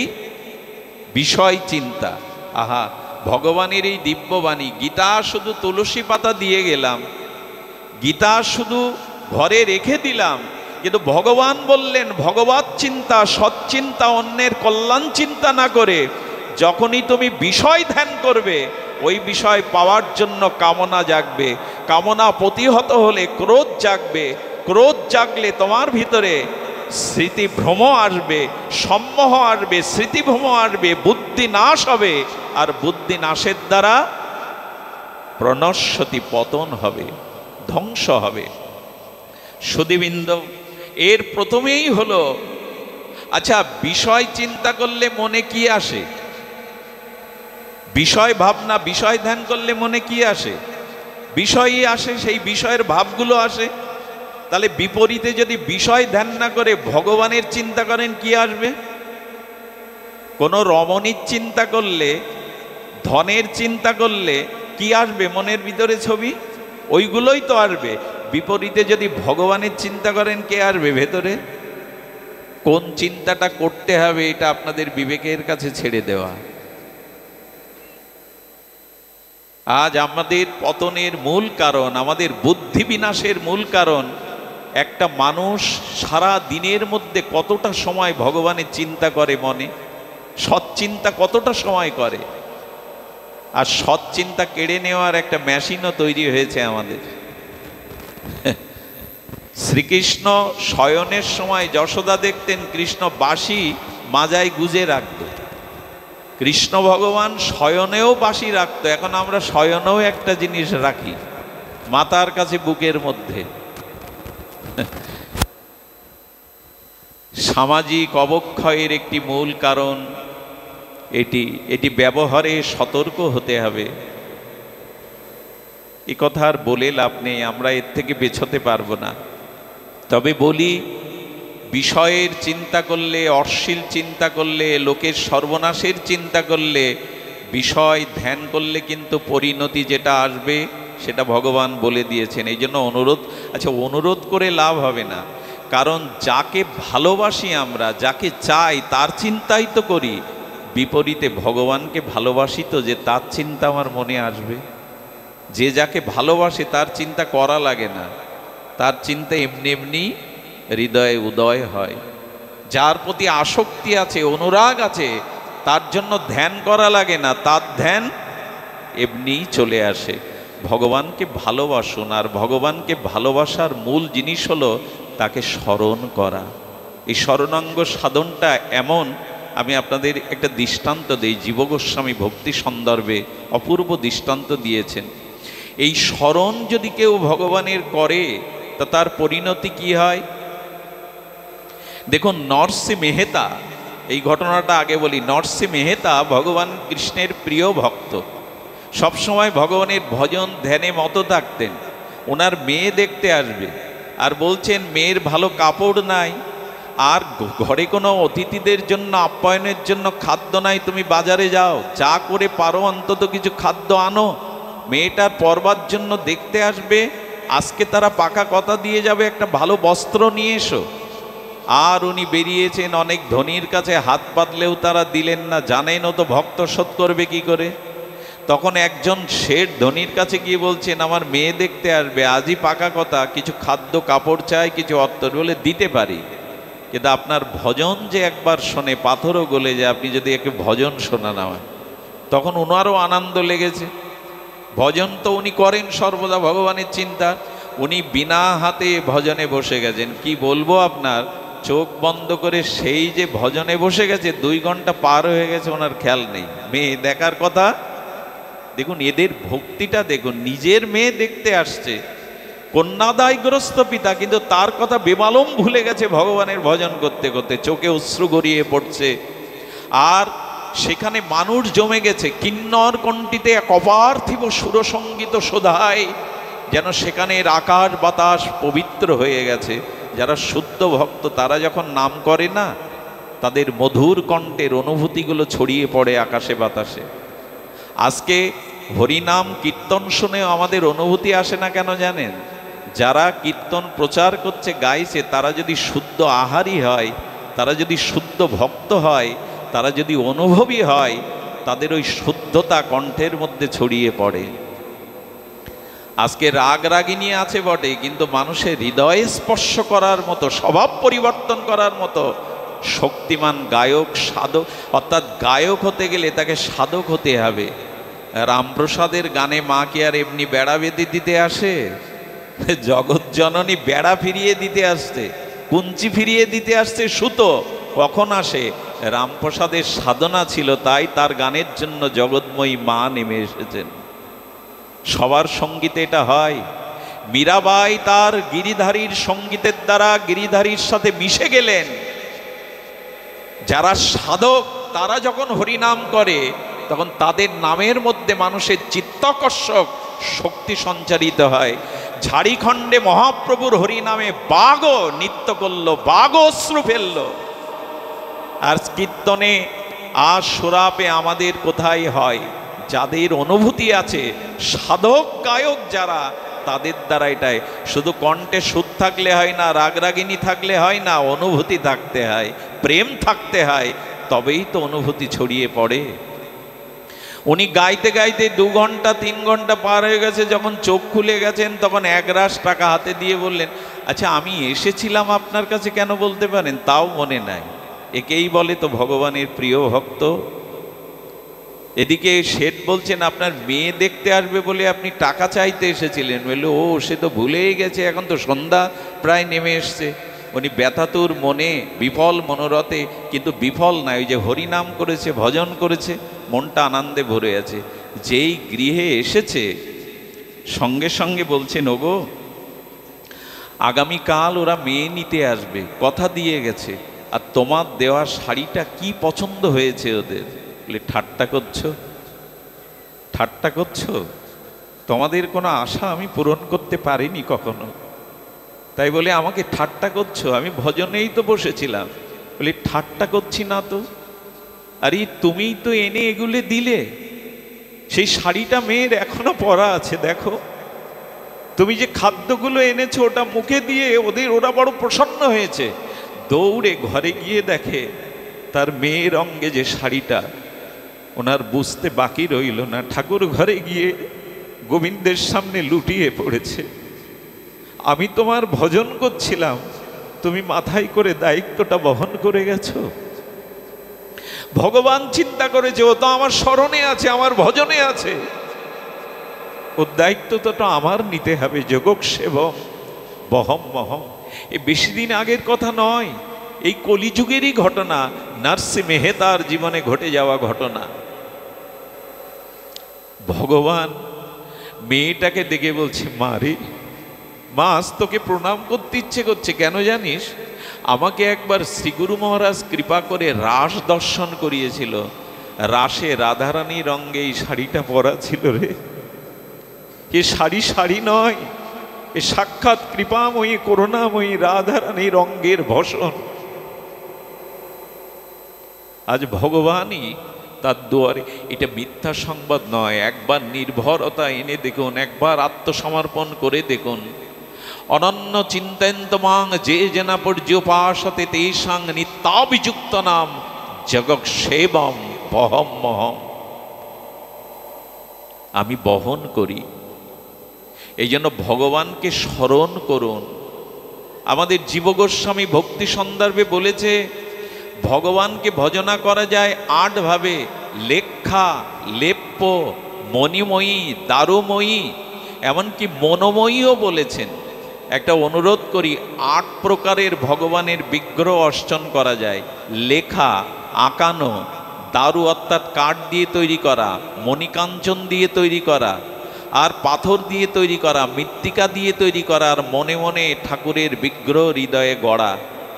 কিন্তু দুঃখের বিষয় কি জানেন, এই বাংলাদেশে দুর্গাপূজাতে দেখলাম অনেক জায়গায় ধানের ঠাকুর করেছে, কাচের ঠাকুর করেছে, পাটের ঠাকুর করেছে। এগুলো অন্যায়, শুধু অপরাধ নয়, এগুলো অন্যায়। এগুলি দিয়ে ঠাকুর করতে নাই, এগুলো নিয়ম নাই। আজ এই দুর্গাপূজার নাম করে যারা কমিটিতে আছে তাদের না আছে আধ্যাত্মিক অনুশীলন, না আছে মায়ের ধ্যান, না আছে মায়ের অর্চনা। তারা কি করে লোক সংখ্যা ভিড় বাড়াবে। আজকে কাচের ঠাকুর, সন্দেশের ঠাকুর, ধানের ঠাকুর, এগুলো তো শাস্ত্রে বলা নেই। কেন এই অন্যায়গুলি করছেন? কেন শক্তি থেকে দুর্গতি নাশ করতে গিয়ে দুর্গতিই ডেকে আনছেন? এই ৮ প্রকারের বিগ্রহকে অর্চন করা যায় ভাগবত বলছেন। ভাগবত আমরা জানলাম বা কোথায়? যাদের হাতে পূজার ভাত দিয়েছেন তারা এর ধারের কাছে নেই। সেসব যুবকরা এখানে এসে বসে না, তারা এগুলি জানতে চায় না। তাদের আমরা ছোটবেলা থেকে এভাবে মানুষ করতে পারিনি, এই শিক্ষা তাদের দিতে পারিনি। এই জন্য ভাগবত অনুশীলন প্রয়োজন, এগুলি জানার। তো উনি এক ব্রাহ্মণ ছিলেন প্রতিষ্ঠানপুরে, সত্য ঘটনা, জীব গোস্বামী ভক্তি সন্দর্ভে এই তত্ত্ব জানিয়েছেন। উনি হঠাৎ একদিন ভাগবতে গেছেন। ওনার এত অভাব যে অভাবের কারণে ভগবানে একটা ভালো সিংহাসন করতে পারে না, ভোগরাগও দিতে পারেন না, একটু জল তুলসী যা হয় পান দেন। তো একদিন ভাগবতে গিয়ে বলছেন ভগবানকে মনোময়ী রূপে অর্চন করা যায়, আর বলছেন মানস উপাচারে ভগবানকে ভোগ লাগানো যায় মনে মনে। আরে এই কথা কেন এতদিন জানিনি? ভাগবত শ্রবণে গিয়ে বাড়িতে গেছে আগ্রহ করে, মনে মনে মন্দির করা যায়, মনে মনে ভগবানের বিগ্রহ তৈরি করা যায়, মনের উপাচারে তাকে সেবা দেওয়া যায়। এই কথা দৃঢ় বিশ্বাস করে পরের দিনে স্নান করে তিলক করে বসে গেছে। আর মনে মনে মন্দির তৈরি করছে। তো বললে মনে মনে যখন মন্দির তৈরি করব, ইট দিয়ে করব কেন, মণিমাণিক্য দিয়ে করি, মনে করতে আর দোষ কোথায়? আহা, মনে মনে মন্দির নির্মাণ করেছেন, মনে মনে স্বর্ণ সিংহাসন তৈরি করেছেন, মনে মনে লক্ষ্মী নারায়ণকে উপাসনা করতেন, ওখানে মনে মনে বসিয়েছেন। আর মনে মনে তাদের সুন্দর করে শৃঙ্গার করেছেন, সাজিয়েছেন। আর প্রসাদ কি দেবেন? মনে মনে দুগ্ধ দিয়ে ক্ষীর তৈরি করতে শুরু করেছেন। সপ্ত মনে, মনের দুধ, মনের আগুন, মনের ক্ষীর প্রস্তুত করছেন, ওর গন্ধ পাচ্ছেন মনে মনে। ক্ষীরটা যখন আস্বাদন হয়ে গেল, আস্বাদিত হলো, ওইটা একটা স্বর্ণ থালায়, থালা যদি দিতে হয় মনে মনে স্বর্ণ থালায় দেব, স্বর্ণ গ্লাস স্বর্ণ থালায় দিয়েছে, কিন্তু দেখছে ওটা সেবা উপযোগী নয়, তপ্ত গরম। এই জন্য শীতল করার জন্য পাখা দিয়ে মনে মনে বাতাস দিচ্ছে, সেবা উপযোগী করবার জন্য, শীতল করার জন্য। দিতে দিতে আঙুল দিয়ে দেখতে গেছে যেটা সেবা উপযোগী শীতল হয়েছে কিনা। যেই দেখতে গেছে মনে মনে, আঙুলে ছেক খেয়ে পুড়ে গেছে। আঙুলে যেই ছেক খেয়ে পুড়ে গেছে, বাইরের আঙুলে ওনার জ্বালা শুরু হয়েছে। আমি গল্প শোনাতে বসিনি আপনাদের। জীবগোস্বামীপাদ প্রতিষ্ঠানপুরের এই ব্রাহ্মণের যখন আগুন জ্বালা করছে, তখন বৈকুণ্ঠের নারায়ণ হেসে ফেলেছেন। কমলা দেবী, লক্ষ্মী দেবী বলছেন, আপনি হাসছেন কেন প্রভু? বলে, আমার ভক্তির, আমার ভজনের মহিমা দেখো। এক দরিদ্র ব্রাহ্মণ, তার সামর্থ্য নাই, তাই মনে মনেই আমার মন্দির করে বিগ্রহ করে মনে ক্ষীর দিতে গিয়েছিল। আর আমার ভক্তির মহিমা দেখো, সেই ক্ষীর গরম কিনা, শীতল হয়েছে কিনা, সেবা উপযোগী দেখতে গিয়ে ওই মনের ক্ষীরের মনের আঙুল, আচ্ছা ওখানে আঙুলটা দিয়েছে মনের না বাইরের, কিন্তু বাইরের আঙুলটা ছেক খেয়ে জ্বালা করছে। আমার ভক্তির কি মহিমা দেখো লক্ষ্মী। আহা, ভক্তি জগৎটাই বাস্তব। এ জগতে মনে মনে জগতে কিছু করলে হয় না, কিন্তু মনে মনে ভগবানকে। আচ্ছা, মনে মনে টাকার চিন্তা করলে ধনী হওয়া যাবে মা? একটু কথা বলুন, যাবে কি? আচ্ছা, মনে মনে বাজার করলে বাড়ি বাজার আসবে তো? আপনি যদি স্ত্রীকে বলেন কাল পাঠে শুনে এসছি, মনে মনে যা স্মরণ করা যায় তাই ভগবান পূর্ণ করেন, তা আজ আর বাজার করব না, মনে মনে বাজার করব, তাহলে আর অন্ন আপনার মুখে উঠেছে। আচ্ছা, সন্দেশ জপ করলে জিউ ভাই মিষ্টস্বাদ পাবেন? তৃষ্ণার্ত ব্যক্তি জল জল বলে চিৎকার করলে তৃষ্ণা নিবারণ হবে? কেন হবে না? তো ভগবান ভগবান করলে ভগবান পাবো কেন? মনে মনে ভগবানের সেবা লাগালে ভগবান মনে মনে গ্রহণ করবে কেন? একথার তো যুক্তি থাকতে হবে। মনে মনে টাকা করলে টাকা পাবো না, সন্দেশ করলে জিউ ভাই মিষ্টতা পাবো না, জল জল বললে তৃষ্ণা যাব না, অথচ ভগবানকে মনে মনে ভোগ লাগালে, মনে মনে ডাকলে ভগবান পাবো। তার কারণ কি? তার কারণ একটাই, জগতের কোনো শব্দের মধ্যে, বস্তুর মধ্যে বস্তু নাই, কিন্তু ভগবান শব্দের মধ্যেই ভগবান আছেন, ভক্তির মধ্যেই ভগবান আছেন। অর্থাৎ জল শব্দের মধ্যে জল নাই, ওটা নাম মাত্র। টাকা শব্দের মধ্যে শব্দ আছে, টাকা নাই, কিন্তু ভগবান শব্দের মধ্যে স্বয়ং ভগবান অভিন্ন রূপে আছেন। নাম চিন্তামণি কৃষ্ণ চৈতন্য রসবিগ্রহ, পূর্ণ শুদ্ধ নিত্য মুক্ত অভিন্ন আত্মানমিন। ভগবানের নামের মধ্যেই ভগবান। আচ্ছা, বটের বীজটা কতটা বড়? বটের একটা পাকা বীজ কতটুকু? সরিষার দানার থেকেও ছোট, কিন্তু ওর মধ্যে অত বড় বট গাছটা কোথায় লুকিয়ে থাকে? পেষণ করে পাবেন? বটের বীজ পেষণ করলে ওর মধ্যে শাখা পোশাখা পাবেন, অথচ অত বড় মহিরু বটবৃক্ষটাই বীজের মধ্যে আছে। তেমন ভগবানের নামের মধ্যেও ভগবান স্বয়ং প্রকাট আছেন। এই জন্য ভগবানের কিছু চিন্তা করলে সেটা বাস্তবে হবে, টাকার চিন্তা করলে টাকা পাবেন এটা হওয়ার কথা নয়। সুধীজন, এই জন্য বললেন আমার ভক্তির মহিমা দেখো, ওর হাত পুড়ে গেছে। লক্ষ্মী দেবী বললেন, প্রভু যে ভক্ত মনের ক্ষীরে হাত পোড়ায় তাকে আমার একটু দেখতে ইচ্ছে করছে। তো তখন বলছে বিমান পাঠিয়ে দিয়ে আনো তাকে, বৈকুণ্ঠে রথ দিয়ে তাকে আনো। কিন্তু বৈকুণ্ঠ যাওয়ার একটা সত্য আছে, জানেন? কি অদ্ভুত কথা গুরু মহারাজ ব্যক্ত করেছেন। বৈকুণ্ঠে যেতে গেলে এই মরণশীল শরীরে যাওয়া যায় না, ওখানে চতুর্ভুজ নারায়ণের পরিকার হয়ে তবে বৈকুণ্ঠে প্রবেশ করা যায়। কিন্তু ওর দেহ তো দেহই আছে চতুর্ভুজ, ও তো আসতে পারে না। লক্ষ্মী দেবী বললেন, ওর এত ভক্তি যখন, তখন ওই শরীরেই আমি ওকে বৈকুণ্ঠে আনবো। বিমান পুষ্প রথ পাঠিয়ে তাকে এসে বললেন, এখানে যখন এসেছিস, এতই যখন তোর সেবার অনুরাগ, আর ফিরে যেতে হবে না, এখানে নারায়ণের চরণে বসেই তুই সেবা কর। এখন মনে মনেও যদি ভগবত চিন্তা করতে আমাদের অলসতা আসে, রান্না করতে গিয়ে ভাববেন রাধারানী রান্না করছেন গোবিন্দের জন্য, হয়ে গেল, রান্নাটাও ভজন হলো। আচ্ছা, বাজার করতে গিয়ে যদি মনে করেন আজকে বাড়িতে বৈষ্ণব সেবা হবে, সাধু সেবা হবে, গোবিন্দের গৌরের সেবা হবে, ওই বাজার করাটাও ভক্তি। আপনি ভোরে উঠে যদি ভগবানের মঙ্গল আরতি দেওয়ার জন্য স্নান করেন, স্নান করাটাও ভক্তি, কারণ ভগবানের জন্য স্নান করছেন। আচ্ছা, কেউ যদি গরম পড়েছে বলে আরেকটু ডুব দিয়ে শীতল হয়ে আবার ঘুমাতে যাবে বলে চ্যান করতে যায়, এটা ভক্তি হবে তো? ওটা নিজের সুখের জন্য, আর এটা গোবিন্দের সুখের জন্য। ভক্তি এমন একটি জিনিস, যদি ভগবানের সুখের জন্য করেন, বাজার করাটাও ভক্তি, স্নান করাটাও ভক্তি। ওটা যদি ভগবান সুখের জন্য পর্যবেসিত হয়, নিজের সুখের জন্য না। আজ আপনারা এখানে মাটিতে বসে কত ক্লেশ সৃষ্টি বা ক্লেশ, পথক্লেশ, ক্লান্ত হয়ে এসে বসে শুনছেন, ভগবান আপনাদের প্রতি পরম প্রসন্ন হচ্ছেন, কারণ ভগবানের সুখের জন্যই তার কথা শ্রবণ করছেন, আনন্দটা তিনিই পাচ্ছেন। এই জন্য ভগবানকে সুখ দেওয়ার নামই ভক্তি। আর এই ভক্তি এত প্রবল, এত স্বতন্ত্র শক্তি যে মনে মনে ভগবানকে দিলেও তা পেয়ে যায়। তাই অনুরোধ করে যায়, অন্তত মনটা অসৎ চিন্তা না করে ভগবানের নাম চিন্তা করতে পারেন, লীলা চিন্তা করতে পারেন, তার ধাম চিন্তা করতে পারেন, বৃন্দাবন ধামের চিন্তা, বা তার পরিকর ভক্তদের চিন্তা করতে পারেন। যে কোনো একটা চিন্তা, মন যখন বারবার চলে যাবে, তাকে আবার অঙ্কুশের মতো, হাতির পিঠে যে মাউথ থাকে, ও ওই কাঠের অগ্রে লোহা বাঁকানো একটা অঙ্কুশ দিয়ে হাতিকে টান দেয় চামড়ায়, ওইটুকু অঙ্কুশের কারণে অত বড় বলবন্ত হস্তিটা দিক নির্ণয় করে ফিরে যায়, যায় কিনা? মন যদি ভগবত চিন্তা করতে করতে বাইরে চলে যায়, বিবেকের অঙ্কুশ দিয়ে মনকে টেনে ভগবানের চিন্তায় লাগান।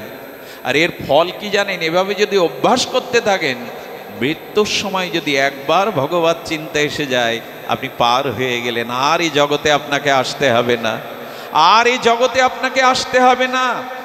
মৃত্যুর সময় ভগবত চিন্তার দ্বারা আপনার জীবনে পরম কল্যাণ, প্রেম প্রাপ্তি এসে যাবে। সুধীজন, ভগবানের স্মরণ করলে, অর্জুন মিশ্র গীতার এই শ্লোক পড়েছিলেন, তুমি বয়ে দাও। অর্জুন মিশ্র কেটে দিয়েছিলেন, আমার সংসারে অন্ন নাই, আমার সংসারে উপবাস করে আছে, আর তুমি বলছো তুমি ভক্তের বোঝা বয়ে দাও। এই টিকাকার, আর তিনি কি করেছিলেন? গীতার এই শব্দটা হস্তলিখিত, এই শব্দটা কেটে দিয়েছিলেন, বহম মহম লিখেছিলেন দদম মহন। অর্জুন মিশ্র ওই দিন ভিক্ষায় গিয়ে, ঝড় আসে, বৃষ্টি আসে, আর ঝড় বৃষ্টিতে উনি আর ভিক্ষা পাননি, কোথাও যেতে পারেননি। সন্ধ্যাবেলায় বিফল মনোরথ হয়ে বাড়ি ফিরে শোনেন কৃষ্ণ বলরাম দুই ভাই এসে আর ব্রাহ্মণীর কাছে পাঠিয়ে দিয়েছেন সেই ঘৃত চাউল, দেবফল সব ঝুড়িতে বয়ে কৃষ্ণ দেখিয়ে গেলেন, গীতার বাণী মিথ্যা নয়। যারা অনন্যগতভাবে আমার স্মরণ করে, তাদের সব দায়িত্ব আমি মাথায় করে বহন করে। কিন্তু এই কথা শুনে আবার এরকম মনে করবেন না যে ভগবান আমার বাড়িতেও চাল ডাল তুমি মাথায় করে বয়ে দিও। ভক্ত বলছেন, প্রভু তোমাকে চাল ডাল বওয়াবো না, আমার ভাবটা তুমি বহন করো, যেন আমার ভাব আমার থেকে সরে না যায়। আমার ভাবটা, ভক্তিটা তুমি বহন করো, ওটা আমাকে বহন করে দিও। চাল ডাল ভগবানকে বওয়ার জন্য ভজন করবেন না। সুধীজন, সেদিন অর্জুন মিশ্র কি করলেন? তিনি গীতার সেই শব্দ মনে করলেন, গীতামি হৃদয়ং পার্থ, গীতার ভগবান অভিন্ন তার হৃদয়। গীতার একটা অক্ষর কেটে দেওয়ায় ভগবানের বুক দিয়ে রক্ত ঝরেছিল। ব্রাহ্মণী ওই বালক কৃষ্ণকে দেখে বলেছিল, কে তুমি?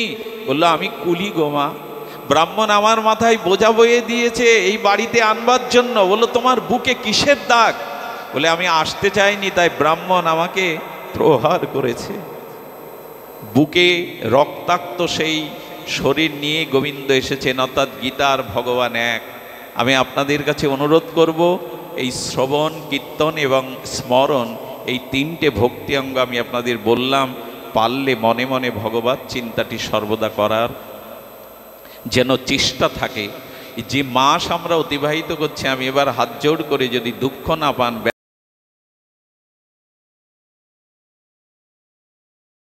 মাস এটা ঊর্জা দেওয়ার মাস, এটা নিয়ম সেবা মাস।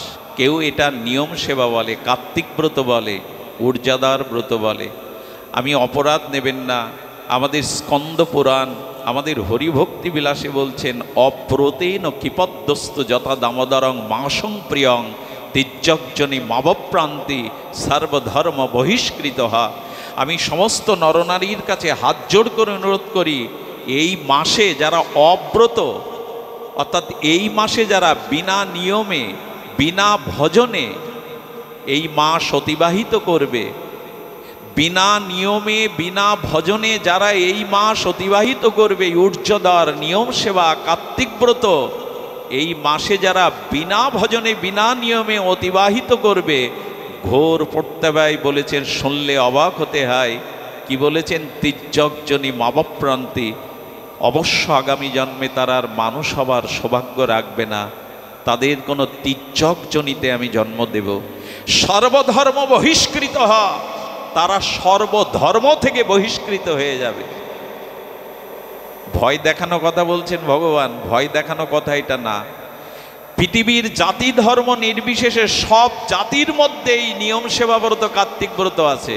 অন্যান্য ধর্মে অন্যের নামে এই ব্রতটা আসে মাসব্যাপী। আমাদের জন্য এই কার্তিক ব্রত হরিভক্তি বিলাসে বলেছেন। আর কি বলেছেন জানেন? যথা দামোদর ভক্তবৎসল বিদিত জানা তাস্যাহং তাদিসং মাসং স্বল্পমা পুরকারক। যারা এখনো ব্রত করেননি, আমি তাদের উদ্দেশ্যে বলছি, কাল থেকে শুরু করে দিন। একাদশী থেকে শুরু হয়েছে, আর আজ থেকে শুরু হচ্ছে পূর্ণিমা থেকে। যারা করতে পারেননি, যদি প্রশ্ন করেন, জিজ্ঞাসা করেন এই ব্রতের নিয়ম কি, এই ব্রতের নিয়ম অনেক, এর অনেক কঠোরতা নিয়ম, পারবেন না। কিন্তু আমি আগেই বলেছি, 4টে নিয়ম আপনারা প্রত্যেকেই করতে পারবেন। 4টে নিয়মে আপনারা সমর্থ। এই 4টে একটু বলি, যদি পারেন অল্প বিস্তার করবেন। কারণ বলেছেন এই মাসটা কি বলেছেন? যথা দামোদর ভক্তবৎসল বিদিত জনা। কে না জানে মা যশোদা আর তার ভগবানকে, অনন্ত বিভু সত্তাকে, তার গোপালকে, কানাইয়াকে বেঁধেছিল পট্টডরিকা রঞ্জু দ্বারা। ভগবানকে বাঁধা যায়? আকাশকে দড়ি দিয়ে বাঁধা যায়? অনন্ত ঈশ্বরকে বাসা যায়, যার পূর্ব নেই পর নেই, যার ভেতর নেই বাইরে নাই, সেই ভগবান বাধা পড়লেন কেন জানেন? কারণ ভক্ত বৎসল, ভক্ত তাকে প্রেমের ডোরে যেভাবে বাঁধতে চায় ভগবান বাধা দেন। আজ গোবিন্দ মা যশোদাকে দিয়ে, রাধারানীকে দিয়ে দেখালেন, প্রেম ডোরে আমাকে বাঁধো, দড়ি দিয়ে নয়। যার কাছে প্রেম ভক্তি আছে, আমি অধরা হলেও, সর্বশক্তিমান হলেও বাধা পড়ি। তাই বললেন, কে না জানে ভক্তবৎসল এই দামোদর, তিনি যমল অর্জুনকে উদ্ধার করলেন। এই দামোদর ব্রতে বলছেন, কি বলছেন? বলছেন দামোদর ভগবান ভক্তবৎসল, আর এই দামোদর মাসও ভগবানের ন্যায় ভক্তবৎসল। তাস্যাহং তাদিসং মাসও, এই মাস কেন সনাতনী হিন্দু নরনারী পালন করতে হবে? কারণ এই মাসও ভগবানের ন্যায় কৃপালু। এই মাস যারা সামান্য পরিমাণেও ভজন করবেন, এই মাস তাদেরকে প্রেম ভক্তি মুক্তি দিয়ে দেবে। সুধীবৃন্দ, ব্রহ্ম হত্যা, পিতৃহত্যা, মাতৃহত্যা পাপ করলেও, স্বর্ণ চুরি করলেও, স্খলনে এই পাপ মুক্ত হওয়া যায়। কিন্তু জেনে শুনে যে হিন্দু নরনারী এই মাসে সামান্য পর্যন্ত এই ব্রতকে সম্মান করে না, নিয়ম পালন করে না, তার প্রত্যাবায়ের পাপের কোনো প্রায়শ্চিত্তই শাস্ত্র লেখেনি। কি বলছেন? স্বল্পমা পুরকারক, অল্প করে করুন, যেটা এখানে প্রত্যেক ব্যক্তির পক্ষে সম্ভব। সেই নিয়মের 4টি আমি বলে যাই। অনন্ত নিয়মের মধ্যে 4টি। প্রথমে হলো, এই দামোদর মাসে আমিষ খাদ্যটা বর্জন করুন। কিন্তু দুঃখ কি জানেন? ডাক্তার যদি বলে তোমার ফ্যাটি লিভার হয়েছে, লিভারে চর্বি জমেছে, 1 মাস তোমার অন্ন খাওয়া যাবে না, একটু রুটি, ডাল, সবজি, পেঁপে ভাতা খেতে হবে। ডাক্তারের কথা আমরা শুনি, অথচ ভগবানের কথা শুনি না। এই মাসে সনাতনী হিন্দু নরনারীকে বলেছে আমিষ আহার, 1 মাস আপনি মরবেন না, 1 মাসে আপনার ক্ষতি হবে না। কিন্তু এই মাসে যদি ভগবানের আজ্ঞা লঙ্ঘন করেন, তির্যকজনই বলেছেন মনুষ্য জন্ম প্রাপ্তি সৌভাগ্যই সে হারিয়ে। কার পক্ষে না সম্ভব এটা? দ্বিতীয় নিয়ম হলো প্রাত স্নান, প্রভাতে স্নান। প্রভাতে স্নান করে যদি পারেন একটু চন্দন তিলক নিয়ে একটু ভগবানকে মঙ্গল আরতি দেখিয়ে একটু গুরুদেবের মন্ত্র হরিনাম জপ করবেন। এটা প্রাতক্রিয়া সকালে। কটা হলো? দুটি। তৃতীয় হলো এই মাসে প্রতিদিন একটু দামোদরের প্রীতিবর্ধনের জন্য আকাশ প্রদীপ জ্বালতে হবে। আমরা দীপাবলির দিনে প্রদীপ জ্বালি, কিন্তু এই মাসে প্রতিদিনই দ্বীপ জ্বালতে হবে। এই মাসে দীপদানের এত মহিমা যে একবার জঙ্গলের মধ্যে একটা ভগ্ন মন্দির ছিল, বিগ্রহ ছিল না, কিন্তু সেই অন্ধকার মন্দিরে একজন আদাসের করে তেল দিয়ে আসতো ধনী লোক। সেই তেল দিলে ওই প্রদীপটা সারা রাত জ্বলতো। উনি জানতেন না এটা দামোদর মাস, প্রদীপে তেল দিয়েছেন। আর ওই তেল খাওয়ার জন্য মন্দিরের ভগ্নাংশে একটা বড় ইঁদুরই বাস করত। ওই ইঁদুরটা তেল দেওয়ার সাথে সাথে প্রদীপে এসে চপচপ করে তেল খেতে গিয়ে আজ বেঁধে গেছে, সলিতাটা দাঁতে বেঁধে গেছে। এখন বেঁধে গেলে ওই তাপ লাগছে ভেবে তাপ ছাড়াবার জন্য মাথা নাড়াচ্ছে। যখন সলিতাটা দিয়ে নাড়াচ্ছে তখন কেমন দেখাচ্ছে, যেমন আরতি করে মানুষ, ওইভাবে আরতি করতে করতে তাপ দিতে দিতে ওখানেই মারা গেল। রাধা দামোদর রাধারানী প্রকট হয়ে বললেন, এই মন্দিরে কেউ আরতি দেখালো না, তুই আরতি দেখাতে দেখাতে এই তাপেই মরে গেলি। আশীর্বাদ করছি আগামী জন্মে তুই রাস রানী হয়ে জন্মাবি যা। এই মাসে যারা দীপ দেয় তাদের পূর্বপুরুষের কল্যাণ হয়, পূর্বপুরুষ উদ্ধার পায়। আলো জ্বালতে হবে কেন জানেন? ভেতরের অন্ধকার দূর করবার জন্য। এটি কি সম্ভব না একটা মাটির প্রদীপ তিল তেল দিয়ে বা যার সামর্থ্য আছে ঘি দিয়ে একটু জ্বালানো? আর চতুর্থ নিয়ম হলো আর কিছু না, এই মাসে অন্তত প্রতিদিন একটু বৈষ্ণব সঙ্গে ভগবানের কথা শ্রবণ কীর্তন। যদি প্রতিদিন না পান নেটে শুনুন, যেখানে হরিবাসর হয় নাই সদ্গ্রন্থ পড়ুন। এই চারটি নিয়ম প্রত্যেকের পক্ষে বোধ করি চেষ্টা করলে সম্ভব। যে কোনো একটু করুন, বিনা নিয়মে এই মাসটা অতিবাহিত করবেন না। সুধীবৃন্দ, আপনাদের মঙ্গল হোক, আপনাদের কল্যাণ হোক, সকলের সুস্বাস্থ্য কামনা করে এখানে এই হরিকথার বিশ্রাম। শ্রী গুরু প্রেমানন্দে হরি বল। জয় রাধা।